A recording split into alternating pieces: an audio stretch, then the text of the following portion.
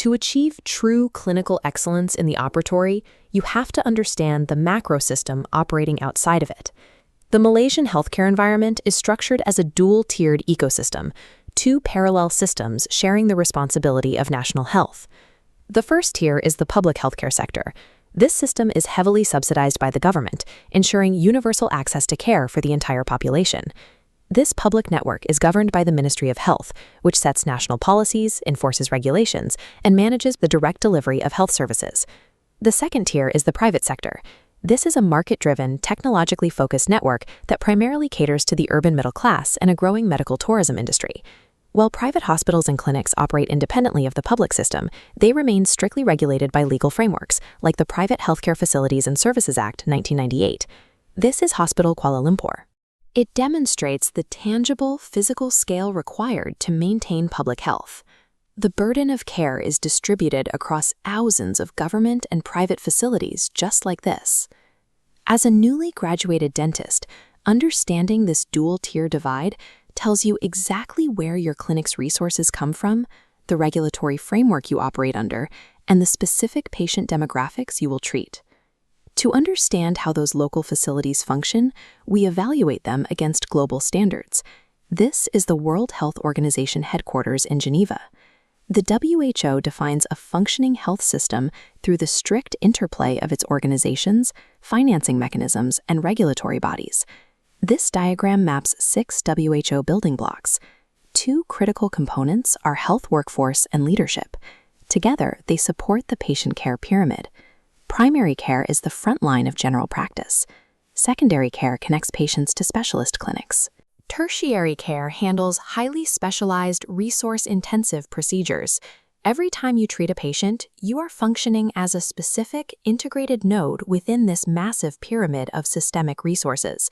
Let's scale down from the national pyramid directly into the fast-paced microenvironment of a single clinical operatory. The moment you enter the clinic, you are functioning as an organizational leader as much as a clinician. Clinical environments are highly dynamic. If your leadership is disorganized, communication breaks down rapidly and patient handoffs get delayed. That lack of operational structure directly increases the risk of medical errors. Structured clinical leadership is the most effective tool you have for risk reduction. The first framework to apply is servant leadership.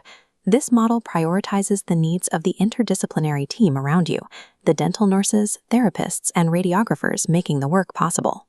You execute this by neutralizing the power distance between yourself and your junior staff. This deliberate flattening of the hierarchy creates an environment of psychological safety. When psychological safety exists, any team member will confidently speak up if they spot an impending error, even during high-pressure procedures. Servant leadership functions as a rigorous clinical intervention, catching potential errors before they ever reach the patient.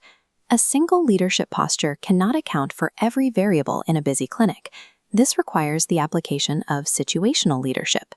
Under this framework, you adapt your management style based on the specific capabilities of individual team members. You evaluate the individual. A veteran dental nurse requires autonomy and high-level trust, while a brand new trainee requires direct, step-by-step guidance.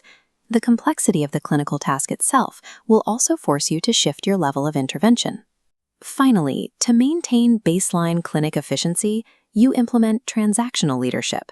This dashboard illustrates the transactional model in practice. It relies on establishing clear, measurable performance expectations. This is how you ensure baseline accountability for strict hygiene standards, clinical protocols, and patient throughput. You motivate staff through direct rewards, set firm performance targets, and provide constructive feedback to address any operational gaps. A master clinician fluidly cycles through servant, situational, and transactional models. Together, they maintain both a safe culture and exacting operational standards. Your leadership dictates the outcomes inside the clinic, but many threats to patient health originate well outside your walls. Malaysia faces significant systemic public health challenges, specifically a high burden of dental caries and oral cancer. Addressing these requires professional advocacy, the ethical obligation to resolve challenges at the population level. Dentists execute this by joining professional organizations, such as the Malaysian Dental Association. Advocacy leverages your clinical expertise. You educate policymakers using evidence-based data to directly influence national legislation. The targets of this work are structural, securing essential healthcare funding, driving initiatives like community water fluoridation, and promoting oral health equity across the country. If clinical leadership protects the patient in your chair, systemic advocacy protects the population outside your clinic. The practice of dentistry in Malaysia operates as an interconnected ecosystem. It starts with understanding the macro architecture and dual-tier system you operate within. Second, knowing exactly where you fit into the WHO care pyramid and team accountability. Finally, engaging in national advocacy to elevate public health equity. You understand the system. You know the tools. As a future dental professional in Malaysia, how will you lead?